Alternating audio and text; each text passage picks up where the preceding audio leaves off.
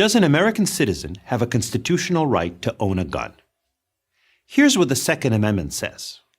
A well-regulated militia, being necessary to the security of a free state, the right of the people to keep and bear arms, shall not be infringed. Now, it once seemed to me like that language only protected state militias and not individuals.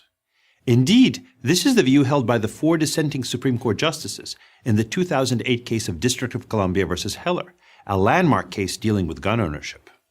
But the more research I did, the more I came to realize that my initial view was mistaken, and that the founders were in fact securing an individual right.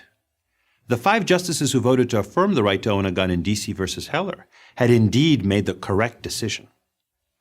Let's look at the amendment one more time. A well-regulated militia, being necessary to the security of a free state, the right of the people to keep and bear arms, shall not be infringed.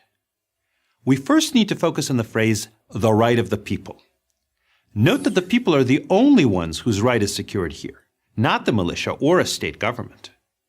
This phrase, the right of the people, comes up a few times in the Constitution. For example, the First Amendment refers to the right of the people peaceably to assemble and to petition the government. And the Fourth Amendment secures the right of the people to be secure against unreasonable searches and seizures. Why then, if the authors of the Constitution felt so strongly about the right of the people to own guns, did they include language about a well-regulated militia? These opening words of the amendment might be called a justification clause. Such clauses are used to help explain why a right is being secured. But it's the operative clause that explains what right is being secured. In this case, the right of the people to keep and bear arms. And what was the word militia understood to mean at the time? Well, the Militia Act of 1792 defined militia to mean all white males 18 to 45. Today, of course, militia would include women and people of all races, but it was clearly not a reference to a small National Guard type group. And what about the part of the amendment that says a militia is necessary to the security of a free state?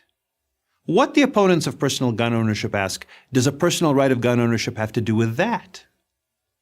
Again, historical context is key.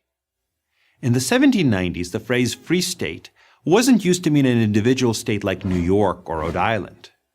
Rather, it meant what we'd call today a free country, a nation free of despotism. A free state is what the framers wanted America to be. They saw an armed citizenry as in part a hedge against tyranny. Citizens who own weapons can protect themselves, prevent tyrants from seizing power, and protect the nation from foreign enemies. This does not mean, though, that this right is unlimited. Free speech, for example, has long been subject to some narrow and reasonable regulations. But severe restrictions on owning a gun, like severe restrictions on free speech, would violate the Second Amendment as the founders understood it.